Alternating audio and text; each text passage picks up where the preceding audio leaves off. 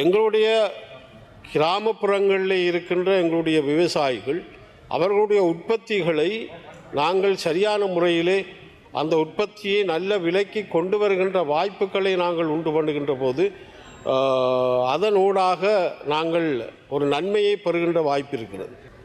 ஆகவே எங்களுடைய விவசாயிகளாக இருக்கலாம் அல்லது எங்களுடைய மீனவ சமூகமாக இருக்கலாம், அவர்கள் உற்பத்தி செய்கின்ற பொருட்களுக்கு கவனம் செலுத்தாத வகையிலால் தான் இன்றைக்கு நாங்கள் பொருளாதார ரீதியிலே இன்றைக்கு நாங்கள் மிக கீழே போய் இருக்கின்ற ஒரு சூழல் ஏற்பட்டிருக்கிறது.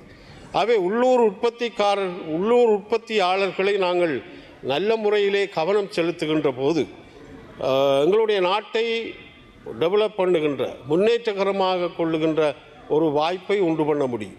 ஆனால் நாங்கள் பக்கத்திலே இருக்கிற நாடுகளை, இந்தியா போன்ற நாடுகளை வடிவாக பயன்படுத்தினால் இந்த உற்பத்தி பொருட்களை நிச்சயமாக ஒரு மலிவு விலையிலே கொண்டு வருகின்ற ஒரு சந்தர்ப்பத்தை உருவாக்க முடியும். இந்த பொருளாதார ரீதியிலே எங்களுடைய விவசாயிகள், எங்களுடைய மீனவ சமூகம், இப்படி சிறு சிறு தோட்டங்களை வைத்திருப்பவர்கள் இவர்களை கவனம் செலுத்துகின்ற நிலை இல்லாது போகின்ற போது அங்கே ஆரிய ஒரு இடைவெளியை முதலாளிமார் பயன்படுத்தக்கூடிய வாய்ப்பு ஏற்படுகிறது.